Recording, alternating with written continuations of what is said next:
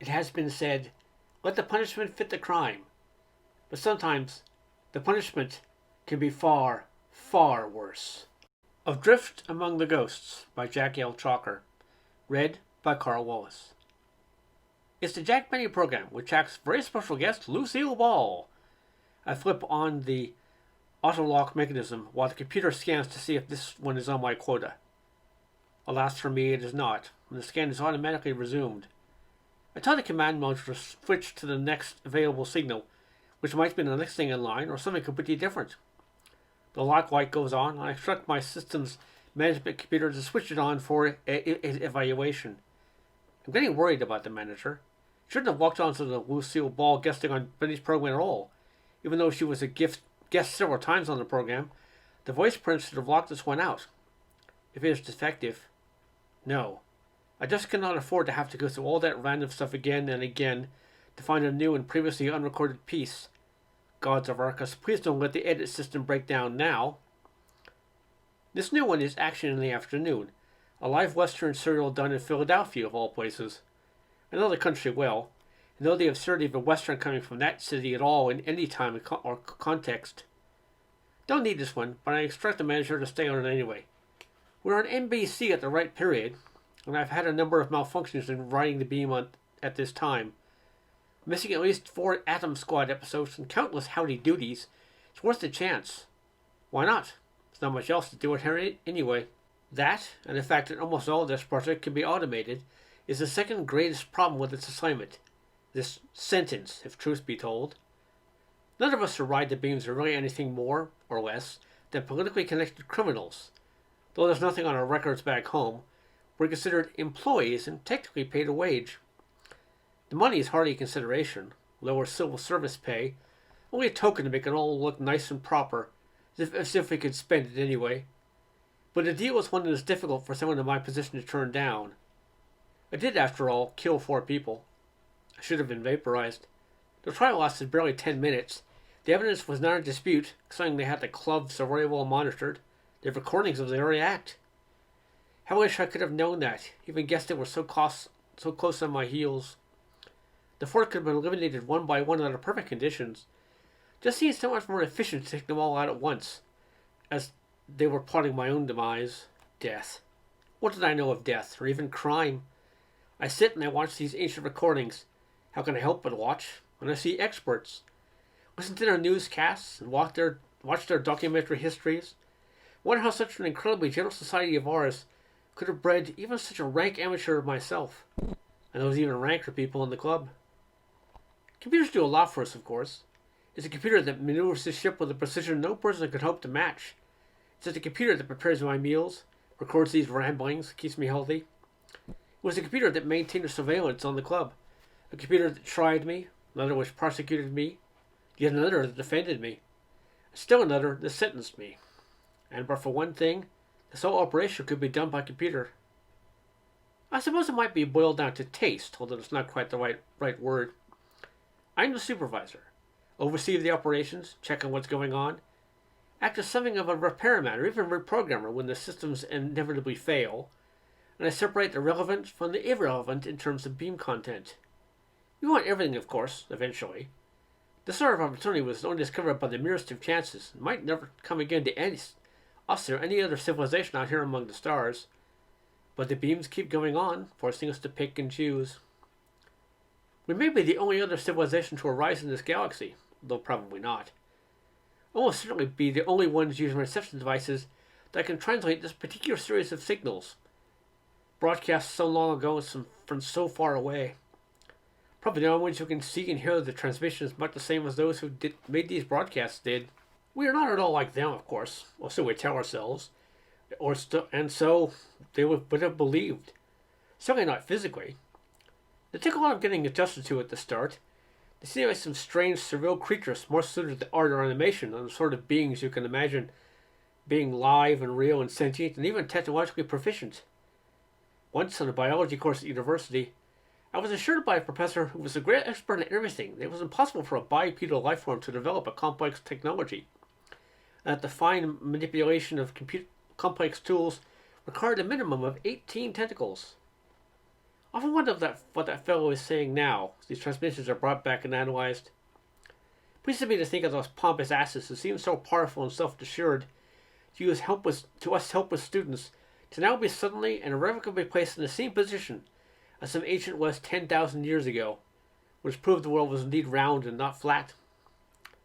And yet, as strange as their shape is, and how bizarre their architecture, one quickly comes to accept and even understand these alien creatures on the screen. It's far more fascinating to me to discover how similar we are if you ignore the physical differences. We both see optically and hear acoustically. We both have two sexes.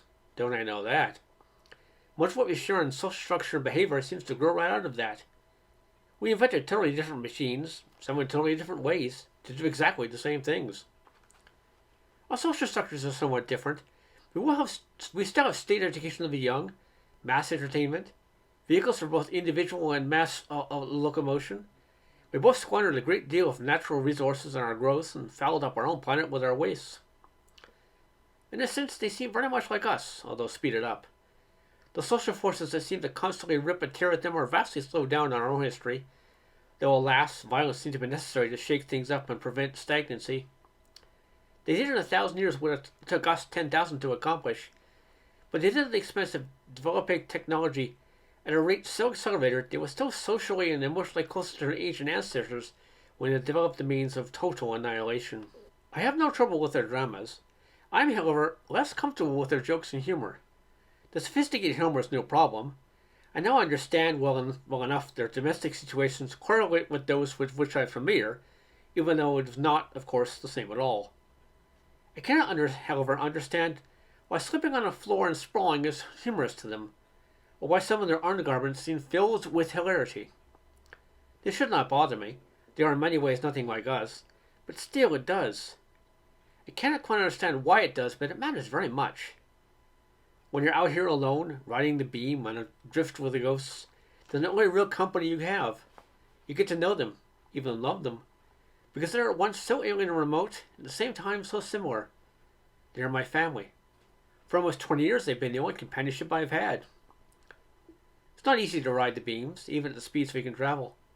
It's true the old television signals traveled in a straight line into infinity, though they have become incredibly weak at this point. It's often been theorized that our own signals might be intercepted someday in the same way. But it's not really a straight line. Planets rotate and they also revolve. Suns move in their own orbits around the galactic center. Perhaps a quarter to a third of all their broadcast is lost because they were on the wrong side of the sun, with something else in the way of the beam. More is simply impossible to cover for other technical reasons. For the signals are not immune to the great forces of the universe, and the signal strength we are talking about are on the equivalent of hearing a single speck of dust fall to a floor from the next solar system. Worse, they do not have a single standard. To get the British and affiliate nations signals, one of us adjust for PAL. For French and Italian and many others, it's SECAM, and others, like the Soviet Union and Australia, use hybrids. We missed a lot too, because of directed uplinks, limited translations that do not escape, and cable. But that's why I'm here, of course, with my quota. 800 perfect hours of transmission. It sounded so simple, particularly when you think the computer can just ride the beam and match its swing and let the stuff flow in. It's not that easy. Entire programming is a rarity. It often takes many passes, possible only because the same signals were sent many times, and arrived here by many different routes, simply because of those forces that can bend light and split stellar images in two. Even then, we jump in and out of null space with regularity, trying to keep ahead of them while still maintaining enough power to get the ship and the transmissions home. 800 hours of new programming. It sounded like the easiest thing in the world, even considering all that.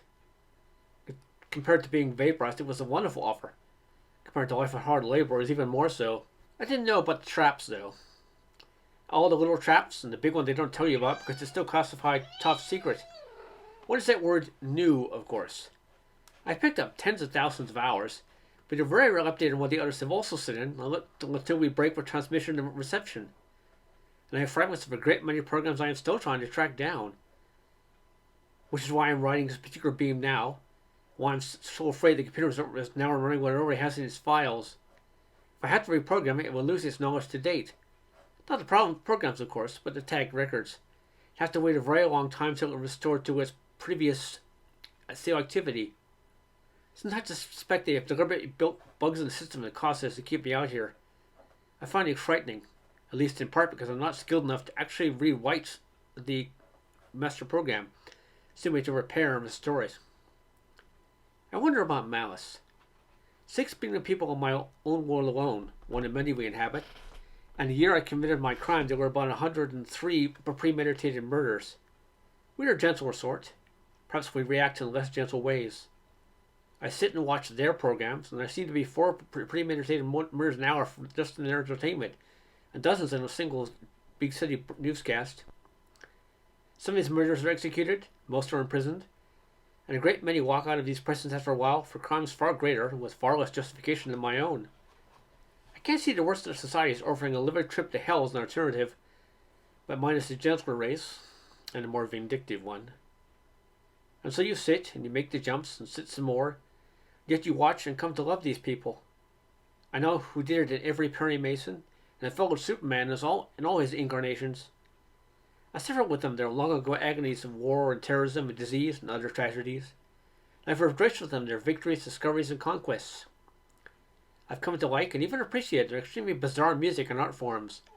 The personalities I see are like old friends, whereas at the beginning they all looked alike to me. Kings and queens and presidents and dictators. They are much as part of me as my own history, my local consular and legates. They are more than that. They are all there is of me and my universe outside of the confines of this lousy little ship. They are what is real to me. Can I find a finer frame of reference that is not of their reality rather than my own? It troubles me. When one lives, eats, sleeps, breathes an alien entity with no contact reference to one's own, it becomes difficult to differentiate the real from the unreal, the alien from the familiar. I was always a collector with eclectic tastes, and that's why they chose me for the beams. A collector, yes. Not a quivering, smelly thing locked inside a soulless cage on a ride through hell with ghosts for companions. The ghosts are truly that, and don't mind at all when I must ride and watch and forbear and somehow survive. But they will not break me. No, they will not do that. My ghosts protect me, too, and they are my salvation. Yet when we shift, when there's no beam to ride, and we're in search mode, there is no one here, no one but me and my memories. The ghosts that are inside my head, I find them curiously intermingled, as if the alien ghosts of ancient fantasy are more real things than the actuality the world was forced to leave behind so very long ago. What was it like to actually breathe free-flowing natural air, to let wind and water bear on the sensory notes, to know openness firsthand, not through some monitor sterile window, looking at a landscape that was not my own? I'd never known or experienced or even imagined. To sit upon my own estate, whose rolling blue moss-covered hills were carefully arranged with crimson topiary by master artisans. Oh yes, I had an estate. Only the widow classes go to hell alive. The Crow and Duber and Nimbar, beings of lesser gene pools, are allowed to be vaporized. We Madar are supposed to be better than that, or so the geneticists claim. Bred to be elite. When one of us goes awry, it threatens the whole system. Examples must be made. How many times have I thought of it all, gone over every second in my mind? How difficult, now, living those 20 years among alien ghosts, to separate the two, as fact and fantasy blend effortlessly, if incongruously in my mind. I've gone mad in order to remain sane. I was in my spa being bathed with honey water and watching a recently retrieved episode of the A-Team when he arrived. None below our class and few within it were permitted to see such things. I, however, as a ranking physician, had gained the first private access on the excuse of seeing if exposure to such alien thought and vision might be detrimental to one's mind. Idiotic, of course. I was expecting him, but not this soon. He was a Duber, a special service-class individual, bred to be superb in a specific talent or occupation, but he had much impotence and no right to interrupt me. Should have waited, but impotence was also an essential part of his makeup. He stopped and stared in horror at the screen where 2 trucks and 3 jeeps blew up as they ran over some cleverly planted mines. He shuddered and averted his eyes. It took little in the way of experimentation to understand that no Duber was strong enough to tolerate even short-term exposure. The masses were far too gentle and passive to understand it. He looked over to the back again and referred to the scenes on the screen. Seemed relieved when I muted the sound. He got straight to the point. She's going to leave me, sir, that's for sure, said Richard Diamond, Private Eye.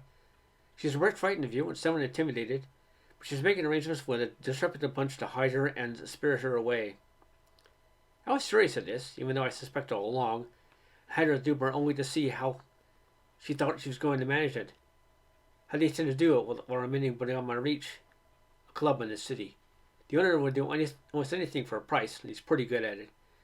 Stick her in a safe house in a lone neighborhood for a few days, then a Grand Central Station with phony ID, maybe disguised as a worker. Hop a spaceship and go off when it looks promising. Pardon me, when a girl looks like she does, wouldn't have any trouble in a strange place for long. I'm well aware of that. That's why I cannot allow it, even if it was not also degrading to her class. But why fight it? She's only doing it with small accounts, not even petty cash to you. You don't have her. Why not just let her go? I raised myself up on all my tentacles and almost grabbed the man. Because I'm a collector, something you would not understand. I collect. I do not give away any part of my collection. I want the names of those involved in this and the actress of the club. I shall attend to this personally. But sir, someone in your position, you can't go there yourself. Alone, unprotected, it simply isn't done, Holmes objected. Came out of the spot and headed from the main house. In affairs of business and politics this is true, but this is a personal matter. I can't allow others to be involved beyond you. Give the information and you are discharged. Sooner or later, everybody goes to Rick's. It was both not as bad and worse than I imagined. The place itself looked respectable and catered to the middle classes. Inside it even had the proper moss pits and sweetest in an atmosphere of Albus root. But its patrons did not wear the class outwardly, nor have much inwardly either. Peter Lorre was at the bar, fetching drinks for a table seating Wallace Berry, Preston Foster, and Mr. T. The rest of the mob were more common, character actors mostly. Here and there were the potentially great enemies like Charles Middleton and Roy Barcroft. I was not in fear. In a sense, I had them cold, since they could not run, could not hide, from my power and influence should they attempt violence against me and I live. If I died, it would automatically be hunted down by the special police. I could tell they were all a bit awed and unnerved that someone born with a golden headplate would even enter their miserable club, but they were a tough lot whose business was getting around the likes of me and the rules of society which I represented. Yes, sir. What it would be? Asked Barton McLean from behind the bar. Doubt you would serve anything of the quality I require in this establishment, I responded icily. I was aware of a female edging near, and I rotated an eye socket at her. Any kind of quality you want is available at the Long Branch, Miss Kitty assured me. We serve all classes here and fill their needs no matter what they might be. I'll bet, I thought, but didn't say. Drugs, drink, perversion, that was their stock in trade. I knew this place now. Also understood I was not the first golden head plate to enter, but only the latest. That was how they got hold of you. Their evil then perverting and subverting the system. I loathed them all. They were less than people, yet difficult to assail, for they held no higher opinion of themselves than I held of them. You are the owner of this establishment, madam? I'm the manager, and I ain't no madam. I take care of anything you might want. I wish to see the owner. I have personal business to discuss with that individual alone. She looked around uncertainly, and Lordy got up from his carts and gave her a nod and a head nudge. Okay, buddy, follow me. Just happens the owner's in back now. I could see the crowd stiffen, though the tension wasn't so much aimed to prevent me from doing anything, as the essential obligation of even these lowlifes to protect their boss. I followed her back to a private room. The owner looked up and offered me a place. It was obvious he had overheard everything, and knew just who I was and why I was here, even though he remained impassive. Come, sir. No need to be surly here with your lessers. It's beneath you. Sidney Greenstreet oozed in dangerous mock friendliness. He wore a helmet over his plate, making his class impossible to distinguish. But there would be only one reason for doing so. Under that idiotic color, the coloration had to be golden. Even his dialect was proper Madeira, though with a roughened edge. From awful, certainly, but also most certainly one of us gone bad. I see no reason to be more than minimally civil, I responded. You're applying to take something from me that belongs to me. I'm here to see it doesn't happen. Come, sir, I haven't the fancy to know what you're talking about. I will not play games. No matter what she has paid you, I will triple it in untraceable precious metals and gems if you take her money and deliver her back to me. Don't deny you're going to do it, or you do not know what I'm talking about. You've overstepped your fertilizer pits this time. I will have this place surrounded and everyone here, including you, subjected to thought probes. Doubt if any of you will walk freely away after that. JR gave that evil chuckle of his. You have that power, I admit, he drawled with some amusement in his voice. But you have not invoked it as yet, and by the time you can do so, this place will be a tabernacle for retired nuns. Think I never expected a visit from you? I spotted that tin horn upper crust private eye from a mile away. Won't stop it because I've already done it. She's gone. Out of your life, off this planet, buried so deep you'll never find her. And he laughed.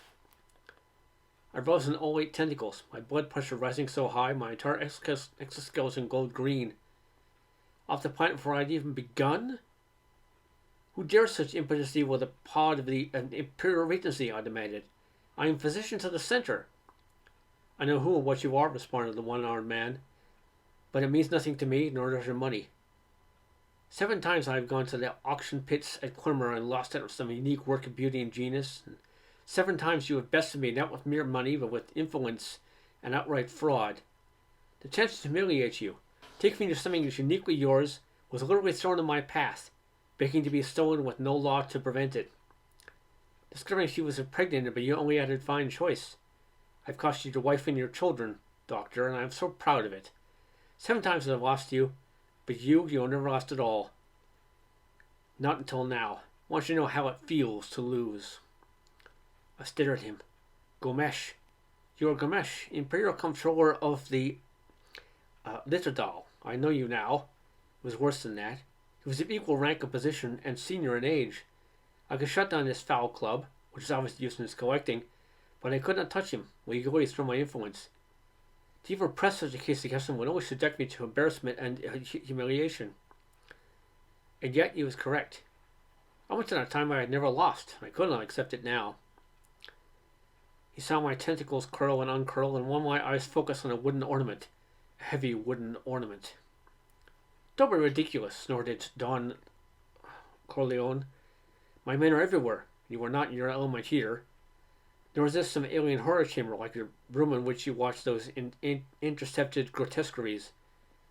You are in an untenable position. I intend to enjoy it. Nobody talks that way to Charles Bronson. Don't even remember the next minute or so very well, just a roaring blur. But something snapped inside me I didn't even suspect could ever go out of control. Tentacles snapped out, taking me completely by surprise, flipping over with a strength I had never had before or since, while the other tentacles reached for things in his compartment. Bottles, pieces of furniture, pieces of rope to support his privacy curtain became a whip in my grasp. Naturally, this brought his bodyguard of thugs on the run. Gomesh was larger and heavier than I. Somehow I managed to pick him up and actually throw him right over my head into the bodyguards. Swiveling, one of the guards dropped an illegal stun gun. I spotted it with one eye and reached it before they could even move. They never fired such a weapon before, but that range a blind person could have committed a massacre, and this I did. I know I did so. Later, they showed me the recordings. When it was over, Gomesh and 3 of his henchmen were dead. All of a sudden, my rage simply fled me, and I remained there staring at the carnage. I offered no resistance when the special police arrived and led me away. The trial was conducted very quickly, with me alone in my cell. The defense computer discussed my options, which were few. That the evidence was shown, and the state made its verdict demands. Insanity, I said to my attorney. Even I was sick and stunned watching the recordings of the killings. We are too dead a race for such things. The recordings and much of the evidence itself was sealed to protect the public. It had to be. I was mature. If the masters ever learned that one of my class was capable of such a thing, would bring down the entire social structure, the whole of our civilization. They have seen it and taken my mind print. They must know that this was no rational act. I'm afraid you wouldn't be allowed to plead insanity, my attorney replied. You see, you are technically above the law in your class. Just for that status, and indeed a justification from Madura rule is that you are genetically perfect. Madura are by definition incapable of such acts. Madura are by definition always sane and rational. Therefore your crime is by definition premeditated. But it was not. You and they both know that. He sighed. Sir, beside the point what actually occurred. What matters is that it could not have occurred. Interestingly, because of the necessity of your sanity and evidence of deceased bad moral character and provocation against you, I probably could have gotten you off with a sentence of exile to some remote little planet somewhere. But Gamesh is not the issue. You did not simply kill Gamesh, you killed 3 other people, who would have killed me or done me grave injury saving their employer. It was self-defense. You missed the point. These men were Duber. They were born and bred to be bodyguards and henchmen, just as you were to be imperial physician. As such, they were acting as they had to act, genetically, mentally, socially, and morally. Your actions were against all things that Majora stand for. They had a right to injure or kill you. You had no right to prevent them, just as your own responsibility for placing them in a position where they were forced to take such action against you. Perry Mason sighed. I'm sorry, but even I had to lose one sooner or later. I was dumbstruck with the implications of what he was saying, and then the rightness of it. I was responsible for their attempt on me, result I didn't have any right to stop it. My crime was not that I murdered 4 people who I still thought deserved it. My crime was in not killing Gamesh, thus avenging my honor, and then allowing his bodyguards to kill me. This is no petty crime, but even murder. It was a crime against civilization as they knew it. If the lower classes ever even suspected a Majora was capable of even thinking emotionally, of losing control even in privacy and without harm, let alone insanity, no matter how temporary, no one could feel safe or secure again. In sentencing you, I'm faced with a dilemma for which the codes have no guidance, Judge Wapner told me sternly. As a result, I must break new ground. I could have you vaporized for the murder of Gamesh, of course, but that would not preserve the symmetry necessary here. There is another, perhaps more appropriate way than that. Clearly, you yourself were not defective, but exposure to these alien signals has somewhat conflicted with your primary intellectual imperatives. That places us in a quandary but also makes you uniquely qualified to aid your people. We need to continue collecting these signals, these programs. Yet how can we risk prolonged exposure to others to them? What we need is an experienced expert on the subject who can make the proper selections. The question may be automatically, Judge Roy Bean continued, but that's the trouble with it. Automatic. Someone must eventually go through it all and make decisions of what is worthy and what is not, what is redundant and what is new. It is a vital project. The only contact ever with another sentient race, even if the contact is only one way. There is much to learn.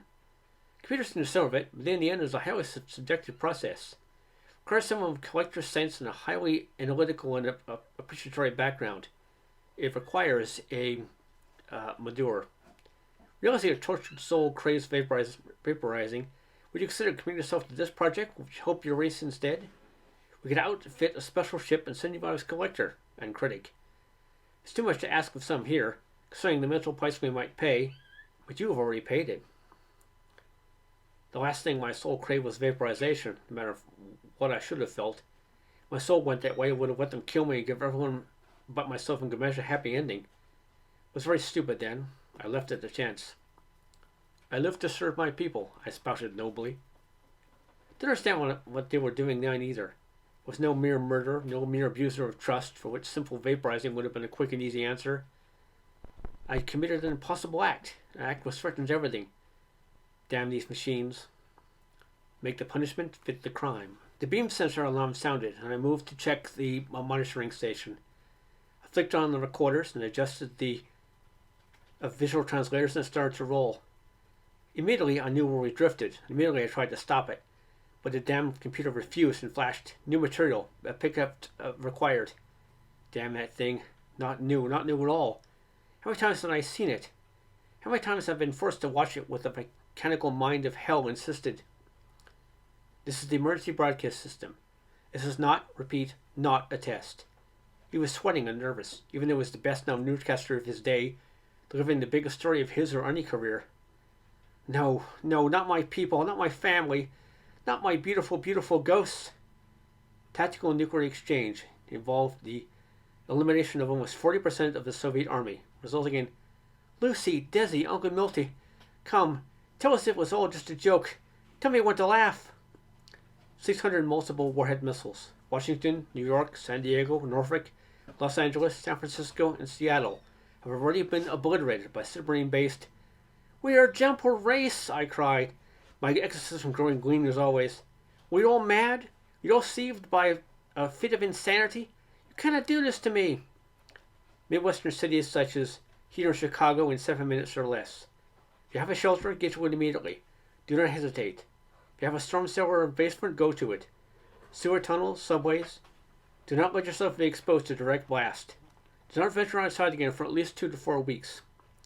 Take what provisions you can. Not even a crime against civilization can deserve this. Computer, give it control. Tell him to blow this ship. Jettison life support. I'll take anything except this. How many times must I watch? How many times must I know? Please, Central Computer, in the name of all that is holy, you cannot make me watch them all die again! The end.